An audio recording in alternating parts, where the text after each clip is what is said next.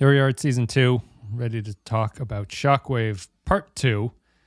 And maybe this is a good enough place to start with this as any, Clay, because it's fairly inconsequential to the entire thing. I was actually watching this thinking, this is a totally arbitrary change, but I think it would have impacted how I felt about the first season. What if Shockwave Part 1 and 2 were a double episode that ended season 1? I was thinking the same thing, actually. Okay, so I thought it was, I don't know if maybe this is a bigger discussion that we can actually toss into the main part of it, but I was watching this thing. I think I would have preferred this episode if this was the season finale of season 1, because I don't know. Yeah. I feel like the resolution here isn't one that kickstarts a new season. It's one that closes the old season. So maybe this is a bigger topic for anything. But anyway, how are you? Welcome to season 2. Oh, I'm good. Thanks. I felt the same way because I ultimately didn't feel like anything was really achieved in this other than kind of capping the first season. So I think it would have, I mean, you've got, if you end the season with this, it's kind of not really, you're not really coming into season 2 with the guns blazing as far as, anxious to see what happens next because it's sort of like, everything's going to be fine. We're just going to go back out there. But yeah, story-wise, it does definitely feel like it is it should probably have been the closing episode of the first season. It's one of those things, like if it was a season 1 finale, you would just put that little Discovery season 1-esque tag of it's the Enterprise. You just have to, you leave it with one scene that's like, oh boy, how are they going to resolve that? But also, speaking of that, on the recap that they show, they go out of their way in the show itself to refer to the Enterprise as just Enterprise. Yeah. And in the recap, Scott Bakula says previously on the Enterprise. Oh, really? That's not even the name of the show. The name of the show is Enterprise. Previously on our Enterprise. Interesting. Previously on the Star Trek Next Generation. Erstwhile on Fargo. All right, well, let's take a break. We'll play a quote from the episode. We'll come back, and then we will break down Shockwave Part 2. If this place was destroyed as long ago as it seems to have been, then what are you doing here? You and your watchdog buddies don't exactly fit in with all this. You're thinking of time travel like we're in some H.G. Wells novel. We're not. It's far more complicated. There's no way for you to understand. Try me. Listen, I realize your little utopia is gone, and I sympathize. But if you're telling me the truth, if you've brought me 800 years into the future, into this future, I think I deserve some answers. I don't have any answers. And you're right. I shouldn't be here. Which means you shouldn't be here either, but you are. We are. We brought you here to protect the timeline. We did quite a job. All right, so Shockwave Part 2 is the first episode of the second season of Star Trek Enterprise. It aired on the 18th of September, 2002. It is the second of the 2 episodes in the Shockwave arc, the 6th of the 13 episodes in the Temporal Cold War arc, written by Rick Berman and Brandon Braga. That's a lot of subsets you get going on there. Directed by Alan Croker. In-universe date is February 2152 and circa 3052. In this 28th episode of the 5th season of the second version of Star Trek. In this episode, as the Suliban take the crew hostage, Archer disappears off the ship. While stuck in the 31st century, Archer and Daniels work to find a way to get back to Enterprise and repair the timeline, which is horribly broken. And actually, I was wondering, I know that I've said leading off our season 1 coverage, I had never seen, or I'd stopped watching the episodes like one after the other sequentially after the first season. I've seen episodes of Enterprise that are later than the first season, but I have not watched all of them, and I have not watched them like sequentially. I was actually wondering if I finished watching Shockwave, because I don't know how I feel about this episode overall. Maybe the conversation will kind of finalize that or cement that in my brain for me, but I got a distinct sense that when they came back and they did this episode, they spent the 2 months off or whatever they had reconciling what the problems are in some ways. Like they've actually solved a lot of our criticisms here in some ways. I I was thinking in terms of Daniels, and they finally feel like they at least have an idea about what the Temporal Cold War is supposed to be about. They confirm in this episode that it's about stopping the Federation from forming is the main the main reason that the Suliban and them are trying to do this. So that's nice. And I was wondering if I had just absorbed that and subconsciously was remembering it as that. But so we get things like that. The downside of this is that it's a pretty cliche Star Trek Part 2 of a doubleheader thing, which is relying on a lot of action to resolve everything. I will say I generally don't like action episodes like that.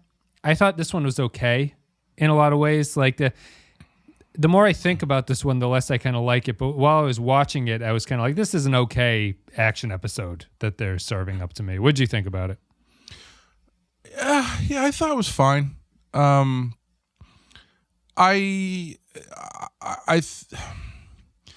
really kind of conflicted about it because I don't really have too many surface level problems with it. I think that it moves pretty well, and you've got stuff going on to keep you interested. But it's just like I don't really know, especially given the stuff that they're talking about and the place that it ends. I don't really think that they earned that speech at the end. Because I don't know, Archer didn't really learn anything by going to the future, other than that there's a thing called the Federation that he might be involved in, and the Romulan Star Empire, which he's not allowed to look at. Yeah, Daniels just should have said that was a fiction novel, and you shouldn't pay any more attention to it's that. one of Dickens's lesser known works is the Romulan Star Empire. But we don't spend enough time with Archer in the future for him to learn anything from being in the 31st century or whatever. Well, that's the funny thing about the placement. Doesn't the speech here at the end of this episode works better in the context of the first season, where if you summarize that as like, I really enjoyed the way Soval, the Vulcan ambassador, lists off all the fuck ups that they've had over the course of the first season, and then Archer's like, but anyway, I once saw a gazelle get born and then eaten by a wild coyote, and that was pretty fucking crazy. So what do you guys think about that? I love that because it's like, humans aren't like that. Sometimes we have to have multiple conflicts and start an intergalactic incident before we learn how to walk. But we get there eventually. It's like, the gazelle walking isn't exactly a one-to-one with what you guys have been doing out in space, but I appreciate the effort. It's like if the gazelle was born and then held up a convenience store, and then it has to commit a few random acts of violence against people before we can learn anything. It's like the gazelle was born and then accelerated the Cold War between America and Russia. Right. Yeah. That's the funny thing about the placement, though, is like I think within the context of if you were to start off season 2 and you watch this, you go like, what the hell is Archer talking about? But as a closeout to season 1, I think it functions at least in a proximity effect better than I would agree that Archer doesn't really learn anything that would cause him to have this great speech at the end or like a rebuttal to Soval's point. But I do think that it just makes more sense if you air it directly after that episode that comes before it, Shockwave Part 1. Right. Yes. Yeah. But yeah, I mean, even that speech aside, we don't spend enough time with Archer in the future for any of the future stuff to really matter. It makes the Daniel stuff that much more complicated because if he died, what I was saying previously, maybe the Daniels who died is a Daniels from the future, that's just the end of his time is in the past from what we are seeing. Right. When you started getting really confusing with the timeline possibilities about what's going on. That doesn't really work because then that Daniels would have known that this stuff already happened, Right. I don't know. Yep. But you don't spend enough time in the future for the future to really have an impact on Archer or on the story, really, except for this understanding that Archer's disappearance means the Federation never happens, which maybe that's enough. I don't know. It was enough for me because it cements what the stakes are in the Cold War, which is the bad. It's the way we didn't want it to go, which is Archer is the key cog here. Archer is the Messiah person who will cause, if you remove Archer from all of this, and Daniels even says something, he's like, it's apparently not even Enterprise, it's you that's the key to all of this, which is whatever, it's putting all of that onto one person as if the Federation couldn't be formed by, if Archer were to disappear, some other person would not just take his place. Like it's a great man theory where Archer is the key to everything. I don't know. I don't know why they had to do that, because I think the fix is easy, which is removing Archer then causes the Suliban to ultimately destroy Enterprise. Right. You know what I mean? Because he's gone. So that then adds stakes to the situation that you're watching in the present. Because if you know that, Enterprise gets destroyed because Archer disappeared, then you're watching to see, shit, when is this going to happen or not happen, and how are they going to get out of it, instead of it turning it into just like a escape the room scenario. Because that stuff, it was fine, but again, you're not really like learning anything new. And even the Suliban, I towards the end of the episode, I was like, man, this is like the third time I've seen the Suliban just marching through the hallways with their faux marble wallpaper guns that they have. Yeah. And I don't know really what they're here to do or why they're here to do it. And even at the end, when the guy's frantically trying to contact the shadowy ghost guy, he's not even really sure what he's supposed to be doing. Yeah. Like, you know, I still don't understand what the Suliban want out of any of this, which makes it a little bit difficult to care about. It's fine. I think it's fine for what it is, but I think they could have, I don't know, could have been a little bit more interesting and weightier, I guess.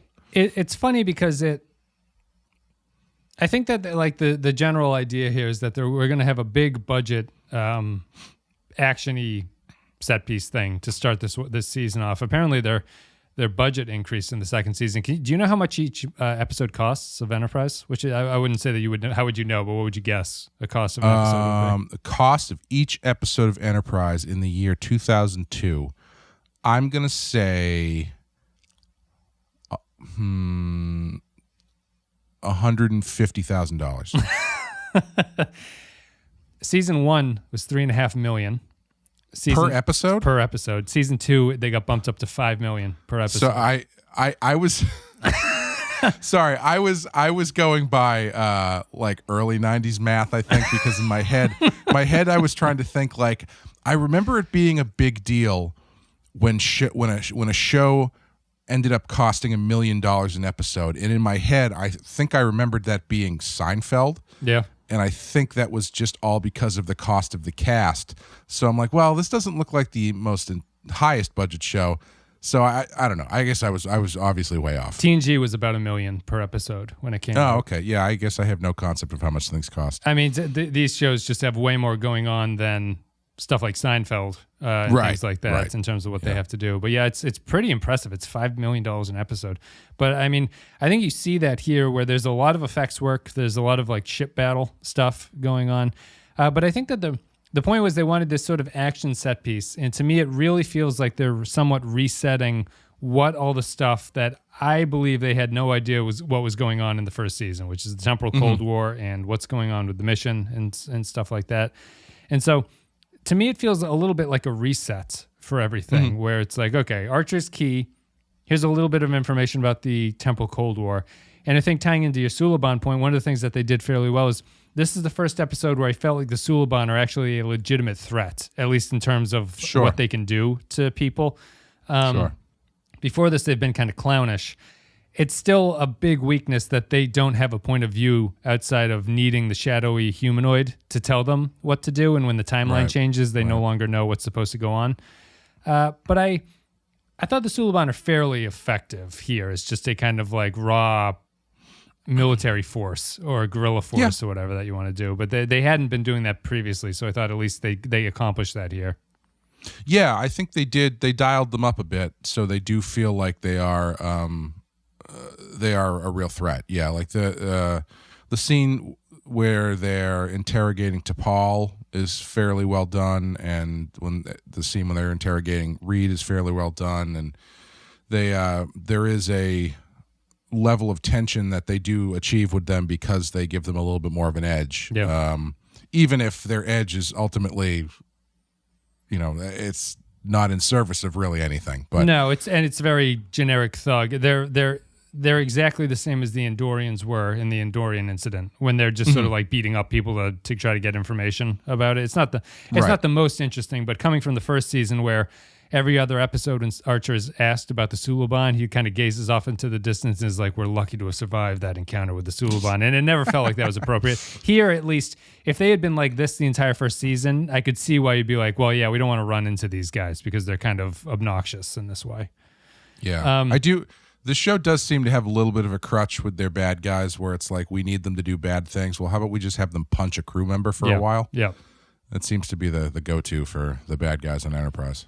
Yeah, which, I mean, happens to Paul and Reed here. I think that the Reed torture, if you want to call that, is at least a little bit better because it ties into the crew member's plan. It's part of the crew member's plan is for him to get beat up and pretend like he doesn't know, or give the Suliban the idea that they don't want to activate this thing when that's exactly what they want them to do. And to Paul's one, that sweet drum machine they got. Yeah, the 80s electronic drum machine. The Suliban also looked like me trying to set up a drum machine when he's fiddling with it. It's like, I can't get anything. You hit the button and the light blinks and you're like, well, I guess that's the click track, I guess. I'm not really sure how this works. This is as good as this groove is going to get. I think in terms of weaknesses, this episode copies a lot of the Enterprise weaknesses that we've seen so far, which is that they continue to write episodes where I'm not really sure why a lot of the stuff happens because they don't want to go into a lot of the stuff that happens. So things are either extremely easy or something happens to a crew member which is not really relevant to the plots, and you end up wondering what the point of that was in the first place. Like, T'Pol's torture here doesn't feel necessary to me in any way, and I'm expecting when I see a scene like T'Pol's torture and interrogation scene, and then afterwards when they're done with her, she's like drugged and like unable to like figure out what's going on, to the point where I didn't know if when Archer's ghost head appeared and was talking to her, if she was so drugged and out of it that she didn't know, or if she's being a logical Vulcan who's not willing to listen to this kind of thing. But T'Pol's torture doesn't feel like it builds to anything. It doesn't feel like that's a kind of like plot point that they're going to do something with T'Pol, and because of all that she went through, this ends up in the resolution of the episode. So it just feels strange. On the other hand, Reed's feels a little bit more throwaway, but at the same time, it feels like that moves the plot forward, interestingly, because they need them to do this, and so Reed has to get beat up. Yeah, the T'Pol scene seemed only to be in service of her denial of time travel, really. Because once she comes back, obviously she's still in a post-torture haze, which is when Archer shows up and she just keeps repeating the things that she was saying in the torture about not believing in time travel, and then it ends with her saying, "I still don't believe in time travel." Yeah, I don't really know. It's kind of, at this point, how much more evidence do you really need? I guess, but. It's like how in the X-Files, Mulder always sees the crazy shit, but Scully always comes in like a half a second after it stops. Right. So there's always this element of, at least for the first few seasons, there's always this element of plausible deniability that Scully just didn't see it happen. Yep. So when floating future head Archer shows up, there is still a bit of plausible deniability that, she's all messed up from the torture, so it's reasonable for her to not believe exactly what she thinks she saw. Yeah. But that still doesn't explain how they got these, where the messages came from and how they knew about the magic future drum machine and et cetera, et cetera. In Daniels' room, you mean? Yeah. Well, Daniels must have told Archer about it, right? No, I mean, like, from her point of view, if she doesn't believe in time travel, but they're also playing out this plan that came from the future recording of Archer. Yeah. Yeah, I mean, it's tough for her to keep saying, "I don't believe in time travel," when you just executed a plan that involved things from the future. Yes. I think it's really only surprising to me that her end scene, there's no subtext to her saying she doesn't believe, really. Like, to me, at the very end scene, it still feels that she does not really believe in time travel, even though I could see that scene being written where she says she doesn't, but there's some kind of subtext that implies that she's open to that. But I don't. That doesn't come across to me at the end of this. The way that they shoot it doesn't lend itself for that. Like I feel like that was the intention of that scene, but the way that they do it is so there's no focus. It's not like a close up on her or anything, or it just feels like a throwaway line. Yeah, and the way it's shot doesn't draw out any of that subtext. It's a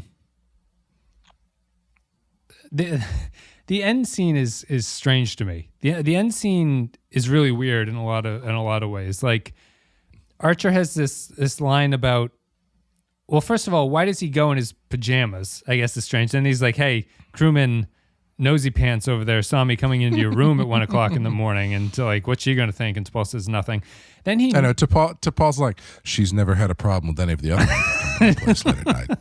And then Archer kneels by her bed, and Amy was watching it with me. Archer says, what does he say? You put it over the top. And Amy says, is that supposed to be like confusing as to what his, like, we were just sitting there going, Archer, could you have picked a more ambiguous phrase about whether or not something went through than you put it over the top? And like T'Pol's even like, what? And he's like, you put it over the top. And I don't know why he says that, because it's not calling back to anything. It's not a previous conversation that they had. It's just a weird turn of phrase that he can't just say, we're still on the mission because of you. Thanks. Why do they have that? It's like if somebody made you dinner and you called them up to thank them, and you're like, I just finished it. Thank you for making me that dinner. And they go, did you like it? And you go, I just finished it. Yeah. No. Did you like it? I just finished it. I just finished it. And so she's in that awkward position where clearly he heard her, but she can't ask him again because it just will be an awkward conversation. And then he leaves at that point. It's just the scene felt like the intention of that was to show some kind of bond that's been built between Archer and T'Pol, but between his ambiguous phrasing and the brevity of it, I don't think anything comes across out of it except for T'Pol's strange denial of time travel continues. My theory about it is that, and it's a clunky way to do it, it's supposed to emphasize the fact that T'Pol is the one who made sure that everything keeps moving forward. And so by saying you put it over the top, and she says like, oh, good news, and he's like, you put it over the top, it's emphasizing that she's the one who stuck her neck out. Yep. And maybe that's supposed to resonate with her moving forward as far as like where she stands with everybody and all that kind of stuff. Yeah. But it is a kind of oblique way to do that, which I don't know. It is a weird scene. Yeah. It's another story. It's another angle that, like, out of the context of the first season, it feels really detached from anything. Like it's not like you've had a long time to forget about what's happening, but I don't even think in the first season there is an emphasis on T'Pol becoming one of the crew, but this episode doesn't really reference that. So it feels like a serialized storyline that T'Pol has finally ingratiated herself into the crew, and Archer's recognizing that as like, you're a vital cog to what's going on here. But because the double header episode doesn't really have anything to do with that, it just feels like an extremely odd scene to end on, and to like you watch it going, are they implying sexual tension? He's in her bedroom. They're both in their pajamas. He came to tell, I guess Soval called him that night or whatever, but, and it's another. He says he woke him up in the middle of the night. Yeah. And Soval, like, it's also just strange in that this Archer revealing the information that the mission has been allowed to go on happens off camera, and he just relays that information to T'Pol. He gets a call that's like the actual dramatic sequence of that, which is that like, Jonathan, like, the Vulcans have decided to let you go out there, and he just relays it to her. It was just really a weird ending to it. Well, that's another reason why I think it's supposed to be emblematic of where T'Pol stands, because that's clearly you do that scene if you want T'Pol's reaction to the news to be the point of the scene, not so much the news. Right. You know what I mean? Yeah. Yep. But yeah, I think they fumble it a bit at the end, because I think you've got that weird, having it in this weird moment where it's the middle of the night and they're both in their pajamas, and the comment about the crewman being discreet about men going into her room. Yep. And then the weird phrasing of you put it over the top and the time travel. There's a lot going on in this scene, so it's kind of hard to parse out what the point of it is supposed to be. Yeah. So yeah, I think I just think they fumble it at the end there a bit. So did you like also apparently there's like but women's shirts in the 23rd century or something, just they don't have any bottoms to them. They're all crop tops, I guess. All crop tops. Yeah, and also the other thing we learn is that apparently Hoshi has the body of a small child, I guess. Yeah, well, which allows her to wiggle through the Jeffries tube type thing there. It's people say that the pregnancy and unexpected in the first season is quote unquote problematic, but I think they're like we need a small child. They're like, how about an Asian? Let's get where's an Asian? Is there an Asian we can get around here to crawl through the ducts? What's weird about that scene, the Hoshi scene, not weird, but I really thought that they were onto something with what they could have done. The way that it was done, I actually got a little bit like I felt the tension of her crawling through these things, right? Like, and I was a little bit surprised they actually didn't emphasize her struggle to crawl through this place, because it might just be me, but like, there's nothing to me more terrifying than those videos of people who are doing like undersea cave diving and they're crawling through these like tiny things, and it's just like if this rock shifts half a centimeter, I'm going to be stuck here. I felt that was a really. They just made up Hoshi's claustrophobia at this point, but I felt that like, even though it wasn't shot particularly well, I thought that could have been a really effective sequence that I've never seen in Star Trek before, which is before the Jeffries tube is kind of invented in these old NX-01 ships. The crawl spaces are just a hellscape that you do not want to be in if you hate any kind of enclosed place, you know? Yeah. Yeah, and they set it up as being a lot worse than it ultimately actually was. Yeah. Because the way that they're talking about it, it's like, well, those are basically sealed off. There's no way you can go through there unless you're a normal sized woman, I guess. Right. And so, but yeah, I think, and then ultimately, you know, what you actually see her doing is moving around, not entirely impeded. Yeah. Like I think there was opportunity. It's like crawling through, like it wouldn't be pleasant to be in a coffin, but you're not like jammed in on all sides. And, you know, they have to do the thing where apparently this crawl space is well lit for no reason. You know, there's just like, you can see everything. But if it was just her with like a flashlight crawling through this space, I thought that could have actually been a really effective sequence, because they spend a lot of time. Totally. They spend a lot of time on it. And I was expecting Phlox to give her a hypo spray for stress or something, you know, when she shows up there, but that doesn't really like it. It could have just been a neat little sequence, but I don't think that they really did anything with it. And then of course they end it with the joke of her shirt gets caught on a hook and it flies off, and she has to hold her breasts in her hand as Reed stands there completely unfazed by it, as he's wont to do. Hilarious. It's definitely the most I don't know what you would call that.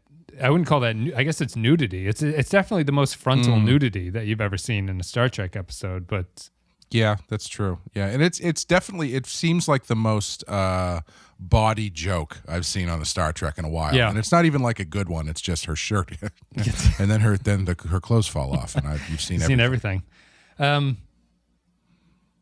Aside that, I don't really know. So, I guess let's talk about the. Do you have anything to say about the action sequence of taking back the Enterprise? No, I thought I was a little confused at the fake reactor explosion that they managed to do. Yeah. That was a little bit strange, where apparently they just have the function to spray sparks and fire out of things when they need to. Yeah. And make it look like the engine is overheating, because the Suliban do their sensors thing, and they're like the warp core is about to breach. Yeah, I would have liked that if there had been a little bit more. I guess if we had known what they were doing and added some stakes to it, like a crossing the streams type situation, where it's like, this is what we can do, but in order to do that, we are getting very close. It's not like it's just like a fireworks display we set off. We do actually have to stress the engine to do this. Yeah. So if we do it too long or too hard, or they don't back off quickly enough, we either got to shut it down or the ship's going to blow up or something like that. Instead of they just do it and then there's a hard cut to Trip going like, well, it's a good thing we faked that reactor explosion. And Soval says it got a little too hot. The engine is scorched on the outside. Yeah. I'm surprised they didn't just blow up the ship, because they have time travel to fix everything. If the Enterprise had blown up in that sequence, you don't want to open that can of worms, man. That's the. So I think that before we move into the time travel stuff, I think that taking back the Enterprise generally works. It has the same weakness of a lot of Enterprise scripts, which is that they just do things and then they explain to you afterwards what they've done during that sequence. So you as an audience member aren't watching this going like, oh, I know exactly what needs to be done. You know that they're plotting something, but the unveiling of their plan is very, you don't know what is going on until it's all over. So Reed getting beat up, for instance, is like, oh, he had to go in there and get beat up and then pretend he doesn't know what this thing is and pretend that these guys can't get it. That's the trouble with that kind of storytelling, is because then you're thinking, well, was Reed getting captured and getting the shit kicked out of him part of the plan? Right. Because if that wasn't the plan, I guess the plan was to use that thing he gets to contact Archer. Yeah. Okay, so then that element is not part of the plan. Him getting beat up, he just that is part of the plan. That's what they. Oh, that is that's part what of the they. plan. That's my assumption of what they want to do. So what I assume is that they know that getting this thing, Reed is likely to get captured. Reed gets captured, and they're like, you have to pretend that you don't want the Suliban to have this thing. So the Archer needs to activate that portal, which he needs the Shadow guys' systems to do, right? So he has to get the Suliban to bring that thing to the Shadow guys' room so that Archer can come back. And that's too Dark Knighty for me. I think the main problem with it is that it undercuts Reed's heroic act if you don't know what he's doing in that situation, right? Like, to me, it's just better to know that Reed has to get captured and they are beating the shit out of him, and he is like, I have to accomplish this. I have to take this beating and pretend I don't know what's going on with it. Yeah. And then when he gets the thing, it all makes sense. But without that knowledge, you're just watching him get beat up, and you don't know whether or not this is a good thing or a bad thing that they've captured him at this point. Yeah, that's why I don't like that kind of storytelling, is because ultimately when you do put the pieces together of what actually needed to happen, it just gets like implausible and incredibly convoluted. Yeah. Like that. So they were banking on sneaking around to get into Daniels' quarters so Reed could get this thing and then get captured and then get tortured into giving it telling up. the Suliban that they,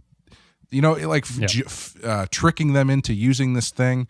Like I could believe it being like, oh, that wasn't part of the plan. He just thought on his feet or whatever. But if that was actually part of the plan, like and I think when Hoshi's climbing through the duct thing, we don't know what she's going to get until they use it. Right. Yeah.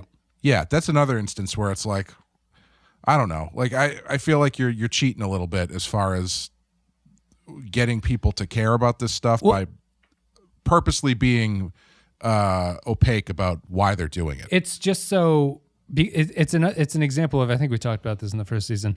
If you don't add whatever, if you want to call that a mystery, I wouldn't really call it a mystery, but if you don't add that bit where the audience has no idea why these people are doing this thing, there's really nothing else to that except plot beats where they accomplish these steps. There's nothing else underpinning any of that story. So it's, well, I think they do it in lieu of any kinds of stakes, really. Well, right, and that's why that's why I like Hoshi's ductwork. If the ductwork thing was played up, you'd be like, oh, these guys are going through hard. She's her HVAC is fantastic. If they play that up, at least I get a sense of like characters are confronting worst fear, to accomplish this. It's like Hoshi doesn't want to be in there, but she knows she's got to do it. But they don't have that, so it's instead Hoshi basically might as well just walk into that room, give the thing to the Suliban, and the Suliban go and turn it on. There's nothing else there character-wise. Yeah. Or even something as simple as like you have to climb through this thing without freaking out. Also, you're going to be crawling over 35 Suliban who are waiting to shoot you. You know what I mean? Yeah. It's just like there's no stakes other than Hoshi getting from point A to point B. And so in order to create any sort of interest in that scene, you have to not tell people what's going on. So then you're watching going like, shit, I wonder what's going on. Right. Or I wonder what, or, you know, it's really interesting that they choose to do that stuff. Cause like what is what they do ultimately more or less interesting than if she went to get this, that you knew what she was doing. You knew she was going to Phlox to get this thing. And then halfway through, she has a freak out or something. Yep.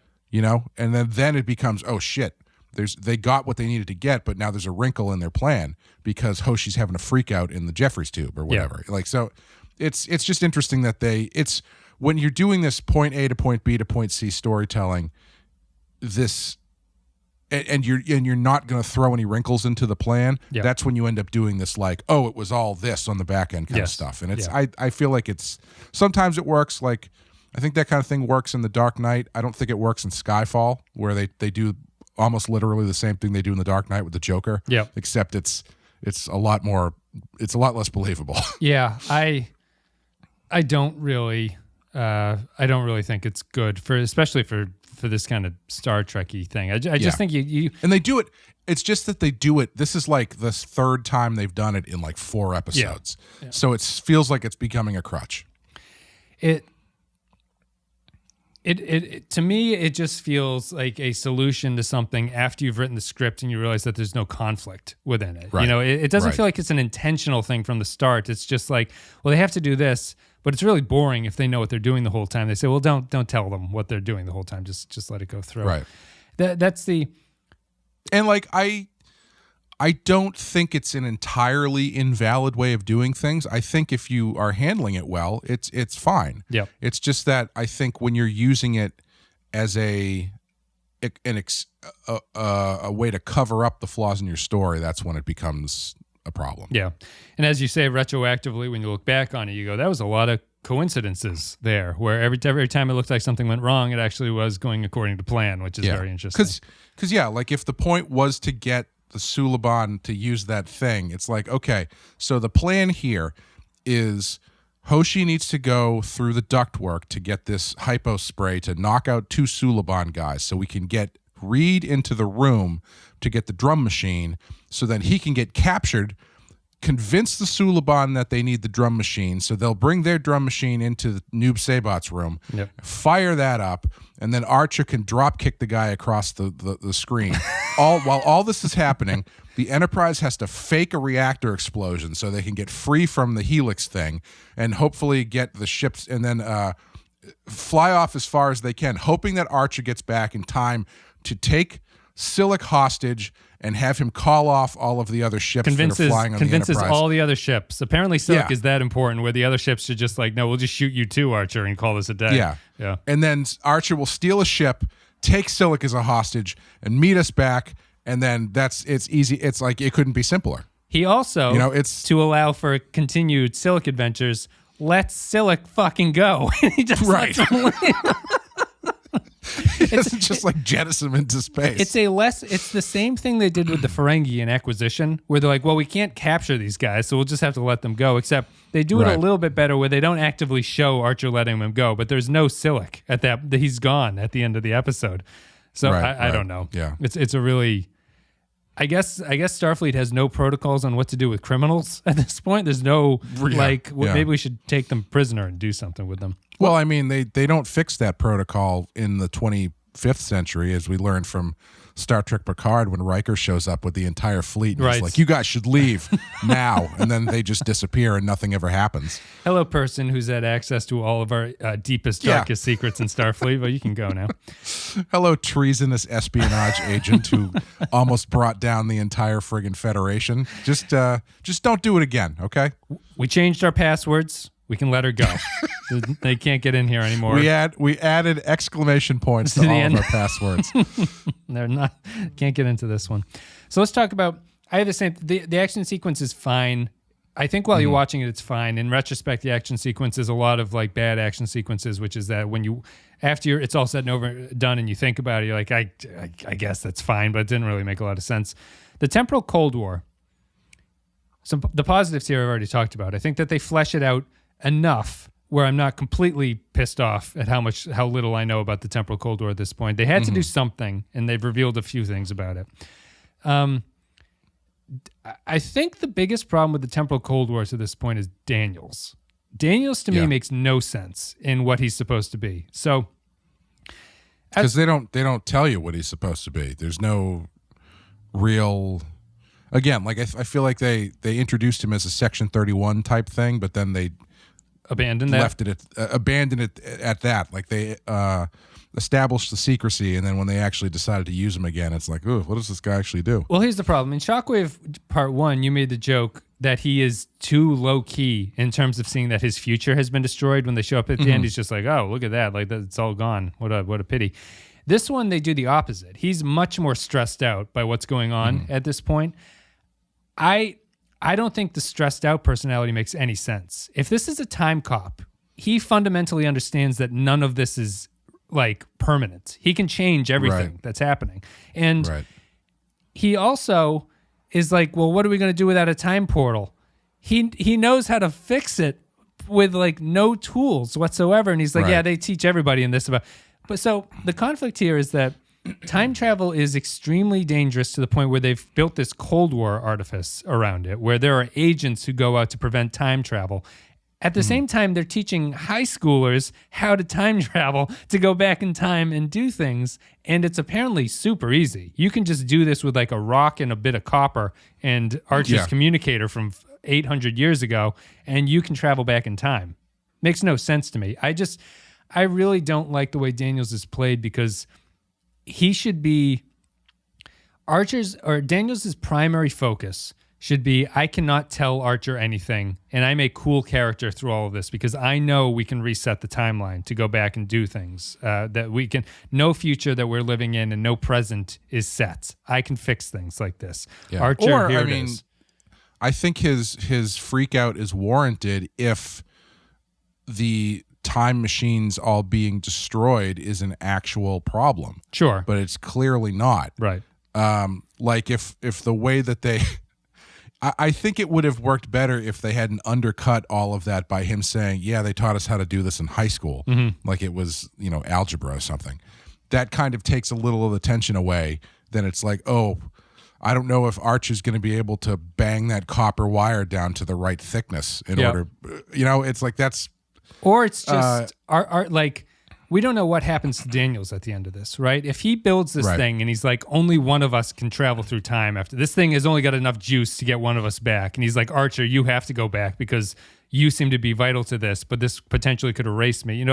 If this was a true, they're not going to kill him because they've already killed him and then not explained why he's not dead at all. So if they actually stuck to their guns and was like, Daniel sacrifices himself at this point to send Archer back in time, that feels okay to me at that point. Like I'm willing to accept that he would send him back.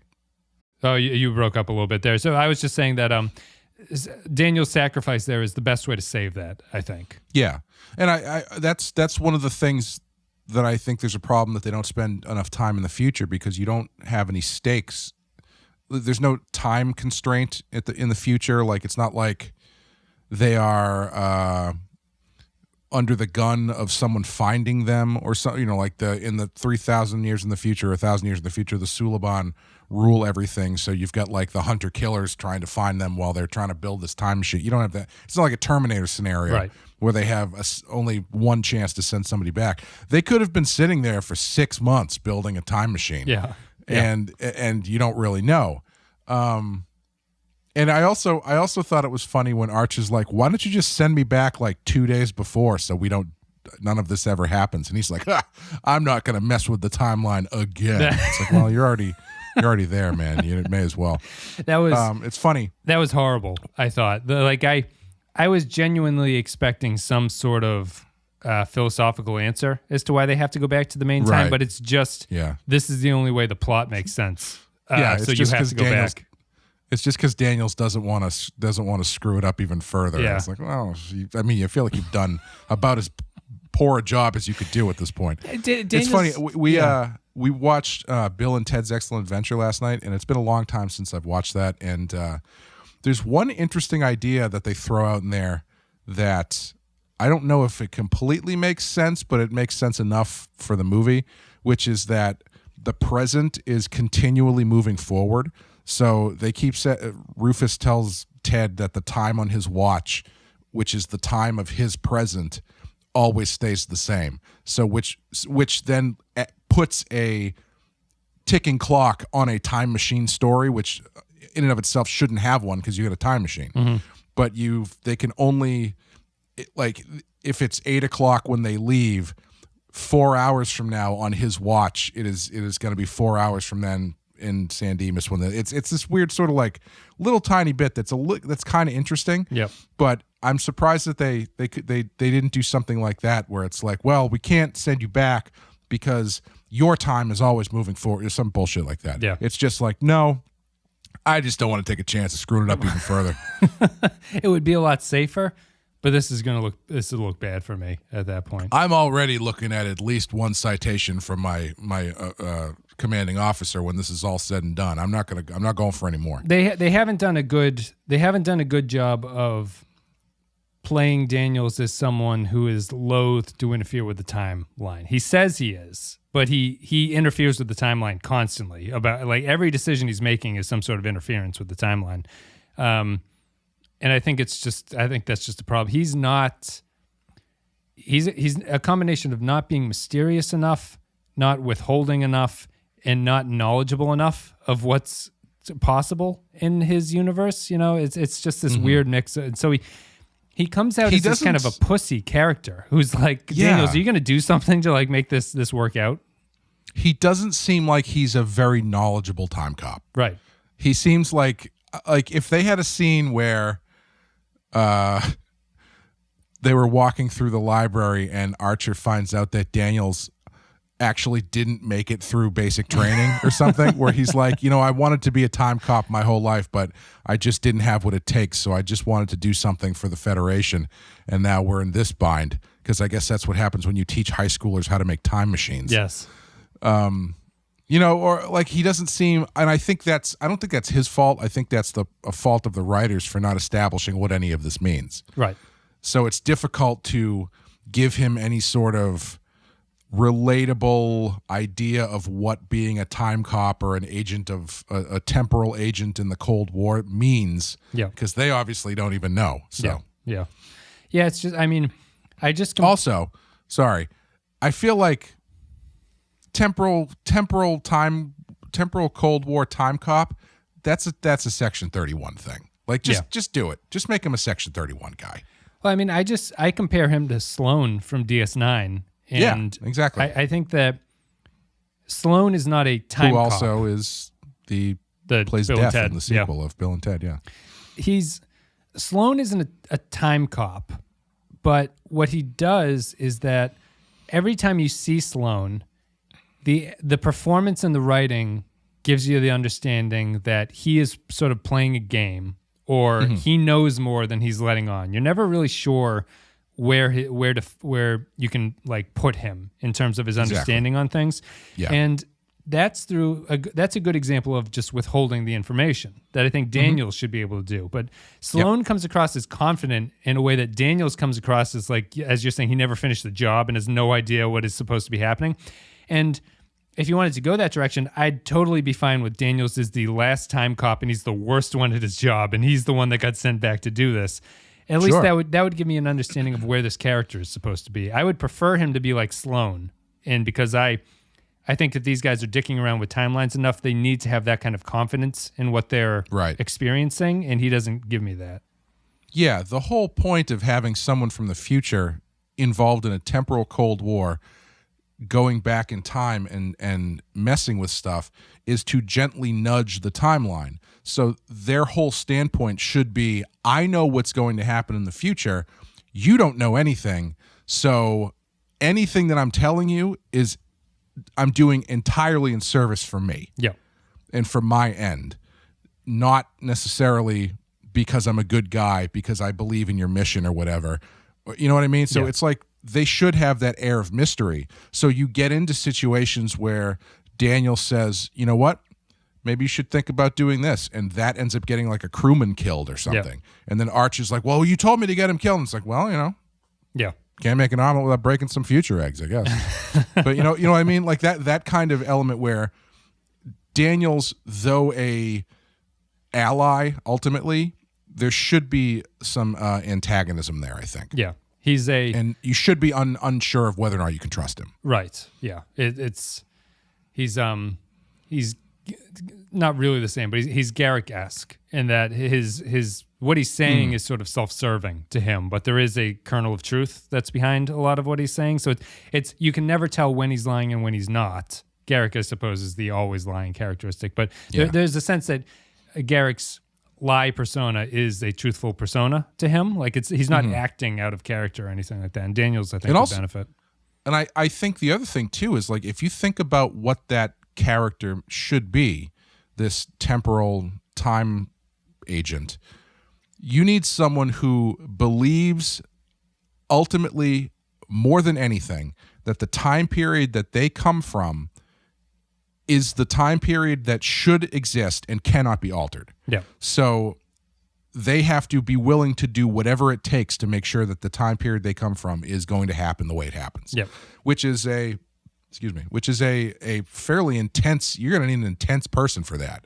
Yeah. That's an intense level of dedication to the mission. So it's I think that ties into the Federation thing. If they coincide that, which is that like galactic peace or whatever was attained through the Federation eventually winning out, which is a pretty Star Trek-y idea that like these values are just going to be like sown across the universe and everyone will adopt these Federation values and it'll lead to good times. It's very much of like the exporting like U.S. foreign policy idea of just like give them a better way of life and apparently they'll adopt it. 6 packs for everyone and American flags. So if that's the future and you know what he's fighting for, you understand why Daniels cares about that future and why that's like the one that he wants to. It's not just that he is familiar with it and he doesn't want to have to read books because computers apparently haven't been invented in this alternate timeline. It's more that he sees the greater good being serviced by that's the timeline that things worked out for everybody and this other timeline is horrible and we don't want to actually go to that timeline. Yeah, exactly. And his devotion to that mission should be pretty intense. Yeah. But yeah, he just comes off as like he's the last guy in the room that they told to shut the lights out or something. It's very similar to Sloan again. Sloan ultimately believes in the Federation so much that he's willing to subvert it to protect it in the greater good. And maybe, I mean, I don't know. Maybe that's the problem. Is the character that we're describing is too much like Sloan? He just has to be Section 31. It's the same. If it's future Section 31, it totally makes sense to me that that's what they have to do. Yeah. Well, I'm wondering if this character we're describing is essentially just Sloan, but he's a time cop, and maybe they wanted to do something different and not just drop a Section 30, a shadowy Section 31 guy in there, but it would have been better than this. Yeah. I would have taken that over this any day. Yes. If this character was replaced with Time Cop Sloan, it would be perfect, I think. Or at the very least, get someone with some charisma to play this guy. Yeah, I know. He's not. This guy's a wet blanket. Look, Mark Zuckerberg looking. Let's take a break. We'll play a clip from the episode, and then we'll come back, give our final thoughts, and read some patron thoughts about Shockwave Part 2. I think you put it over the top. Boris said none of the others could believe it when you went to bat for us, not to mention that little listening post-lecture you gave to Soval. You spoke to the Admiral? He woke me up in the middle of the night. Can you believe that? I assume with good news. I think you put it over the top. All right, everybody. Thank you very much for supporting the show. Hope you enjoyed the content today. Thank you very much for listening. If you want to support the show, you can go to patreon.com/thepenskyfile. It's patreon.com/thepenskyfile. You get extra stuff. We just talked about Paprika, and what was the other thing we just talked about this month? THX 1138. THX 1138. Yeah, so there's all these sci-fi movies. The future of home audio sound. Wow. And I did a commentary video for A Matter of Time, so you can download that and listen to my sort of commentary over top of the episode. And then, as always, the cafeteria. You should make it really confusing and say, I did a commentary video and it's only available for a matter of time. It's like, wait, so is it are you taking it down, or is that the only one is that episode? It's limited availability. Yeah. And as always, our Captain Tier supporters get a special shout out. Special thank you goes to Christian Pouch, Tarek Latif, Chris Tinsley, Mike Burnett, Cardinal Doomsday, Joint Mango, Ben Douglas, Neil Brennan, Kyle Barrett, Samuel Custer, Matt Ross, Nathan Elliott, Eric Johnson, Aaron G. Cherlog, Grim Santo, Matt Cutler, Dwayne Hackett, Sean, Jordan Cooper, Kevin Reyes, Vault 13 Hero, Stephen Minton, David Beardmore, Darth Mosk, HH28, Matt Courier 6, Jacob 123, Matt Houston, Nick Sergi, Jakey's Gamer, Patrick Seabick, Captain Brazen, Kevin Lowry, Eric Santuan, Bradley Killens, Corey Martin, Woodrow, Rune Vendler, William Scheisler, and Timothy Cooley. Thank you very much. Especially the last three are sort of new to this. So thank you to Rune, William, and Timothy. And as always, I guess I should thank the people who have been there the longest more than that. But it's difficult to... Who gets the praise? I feel like teacher of a class here where everyone's getting a gold star. You got to praise the new guys so the older guys feel like they got some work to do. We'll read patron thoughts now. And I mean, anybody who boosts their monthly donation, we'll probably talk about them more. More, yes. I'll learn your name. That's a different way of being a new patron, right? It is. Thank you very much, guys. Very generous of you to support the show. Now we go to patron thoughts. That being said, some of you could do better. Now we go to patron thoughts, which are everyone can, or at least some of the patrons can leave their thoughts about upcoming episodes. We limit it to 5 sentences now, so we'll try to get through this a little bit more quickly. Shockwave Part 1 is right here. Matt Ross says, so once you get past the mustache twirling of the Suliban and their weird logic for not destroying the Enterprise, it's okay. The best part to me is Archer stuff in the past rummaging around a destroyed Earth with a quick reference to the Romulan War in a book. T'Pol tortured and Hoshi with no shirt seemed to sell more to sell sex than anything else. So Hoshi doesn't like exploring, has agoraphobia and no confidence and gets easily flustered. Glad to have you on board. Kind of a letdown in the Temporal War, still makes no sense and has the barest of connection to anything but finish the story and the humans tell the Vulcans to get over themselves. Alex Martin says, I remember anxiously waiting for this resolution back in the day and being broadly satisfied with it at the time. That being said, rewatching it now, I find it pretty bland after the cliffhanger episode. Enterprise escaping the Suliban is a little dull and Hoshi topless scene overly gratuitous. The Archer and Daniel scenes were the highlight through the method of his return, although the method of his return is a bit hard to swallow. I'm also not clear when the Earth was supposed to have been destroyed, as there were references to the Romulan Star Empire in their library, so clearly this is meant to be after the Earth-Romulan War at a minimum. 3 spare shirts for Hoshi out of 5. I can imagine them sitting around being like, oh, we got to get the shirt off of one of these chicks. What should we do with T'Pol? No, we got equal opportunity. We make the other girl take her shirt off too. Then everybody takes their shirts off. Then we look like we're, progressive. Yeah. This is... Listen, ladies, this is not a chest size thing. We're happy to see anybody's tits. So anybody wants to take their shirts off, we're happy to do it. We'll roll camera on that. Anytime. there's apparently one guy in the writer's room who's just a creep from New Jersey. They should. I bet the outtakes blooper scene is that like after the Hoshi, the extended after they cut it is just like a bunch of beads get thrown at her from like off screen or something. It's just didn't work out in the final cut. Latte Librarian says, I hate time travel plots because I never feel like I really get a good handle on what's happening. I did like the library full of physical books since it's a more stable format for storing information than digital storage, at least currently. I wonder if they were printed on archival paper. T'Pol's speech was good, but honestly, the Vulcans had a strong case to recall the ship, and they didn't even mention the poor judgment shown when they let that slug on the alien planet to potentially become an invasive species. 3 gratuitous shirtless scenes out of 5. I did also like that the library just looked like they were in like a high school library. Yeah. It wasn't even like a special library. It was like it's still all the books with that like plastic covering that they put on the books in the library. It was a Game of Thrones mixed with just like the Smithsonian mixed together, just thrown in there. Poindexter G says, so what really happens here? It's a favorably paint-by-numbers plot to take back the Enterprise. Archer and Daniels just MacGyver time travel, and absolutely no more information is given about what the hell this whole temporal Cold War is. In general, I found the second half of Trek cliffhangers to be disappointing, and this is no exception. Woodrow says, previously on Enterprise, getting back is hopeless. The time portals are gone. Never mind, all Daniel needs is copper and a pile of dust to make it math in. to do the math in, and you're in a library, find a fucking pencil. Archer captures the Suliban bin Laden, who tortured T'Pol and blew up a planet and then lets him go. I guess the flying temporal donkey kick showed Silic who's boss. Finally, to save the Enterprise's mission, Trip tries yelling at the Vulcans. Archer gives an exhortation on bovine birth, and T'Pol uses logic, which amazingly works on Vulcans. At least they wrote the Vulcans right. 3 out of 5. I actually didn't even consider I forgot about the blowing up the planet thing. Yeah, they really shouldn't have let him go. No, well, I guess it's not his fault. They undid that thing. No. I mean, I'm talking about Silic. They put that thing on the Silic ship to kill all those people at the beginning. Yeah, they probably should arrested him for war crimes. Right. Or something. It's not just hijacking the Enterprise, which is bad enough, you would think, to be put on trial or something. It's actually killing 4,000 people. Woodrow's given me the in that I was looking for. We haven't talked about the Vulcans. Soval's performance as a Vulcan is terrible. Terrible. And he's so important that it undoes everything that they're trying to do with them. He gets too mad. When he's talking to the humans, he gets too mad, and it's clearly a sort of like he's biased against Archer and stuff like that, and it doesn't work, really. Like, especially if none of the other characters are going to call him out and be like, why are you acting this way? This is not how Vulcans are supposed to act.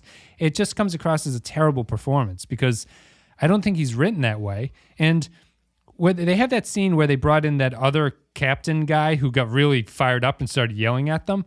The whole point of that character is that it's supposed to show humans versus Vulcans, where the humans are getting upset and yelling at the Vulcans about what's going on, and the Vulcans should just stand there, take it, and respond coldly to everything that gets thrown at them and then walk out and fluster the humans, you know?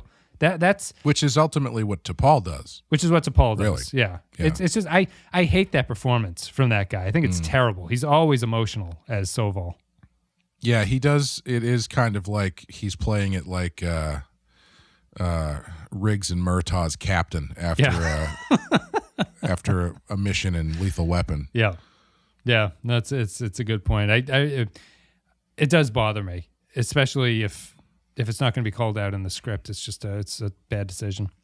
Kyle Barrett says, a perfectly perfunctory and fairly uninteresting conclusion that offers little new. It turns out it is all about Archer, but at least he has some humility about it rather than a messiah complex. And in a future where temporal agents are desperately trying to stop people meddling in the past, why are they teaching time travel in high school? The ending is pretty good, although Archer launching into a bizarre speech about a gazelle giving birth without a segue makes it seem like his trip to the future has given him space dementia. And of course, Malcolm volunteers to get beaten up. He's into that kind of thing. 2.5 out of 5. It's like if they just got chewed out and then Archer was like, this one time I went to a wedding in Jamaica and it was all inclusive. And I saw a woman order fish sticks and then just leave them there when there was no tartar sauce to be found anywhere. And what I'm saying is sometimes you have to blow up a planet when you're trying to fly for the first time through space. There was a tremendous amount of blood during this birth. Yeah. I'm not going to lie. Seen things that Admiral, there's this episode of Buffy the Vampire Slayer where Matt Cabanas Adley says, sickbay was Hoshi's first stop. Couldn't Phlox have given her some Valium for the claustrophobia? Good point. I agree with that point. He had all those syringes, hypersprays laying around. Rune Vendler says, Shockwave Part 2. 1, it's impossible for you to understand. 2, do-it-yourself time travel communicator. 3, Hoshi's shirt. 4, they let Silic go. 5, when I was in my early 20s on a trip to East Africa, I saw a gazelle giving birth. 2 out of 5. This is not a defense of the Hoshi shirt scene, but I did identify with that very much because there's my back stairs.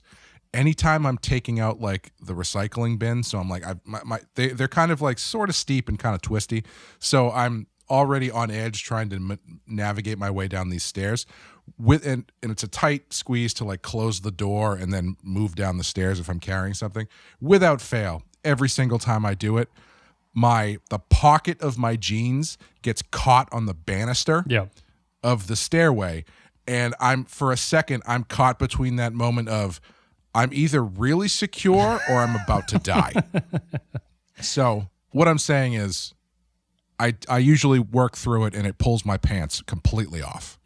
We have a staple at the bottom of our cellar stairs that it took me about 4 finger injuries before I was just like, all right, I have to get rid of the staple. At this point, it's just the perfect height for it, and it's that's like a low grade Quiet Place problem where you just get that nail sticking up out of the bottom stair. Yeah, I shows how low stakes my life is, where it's just like I'm not going to take care of this at this point.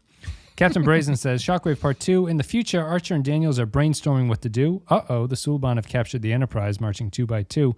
Though there's action displayed, I found myself dismayed, for there's nothing new to learn from watching Shockwave Part 2. Was that a poem? Yes.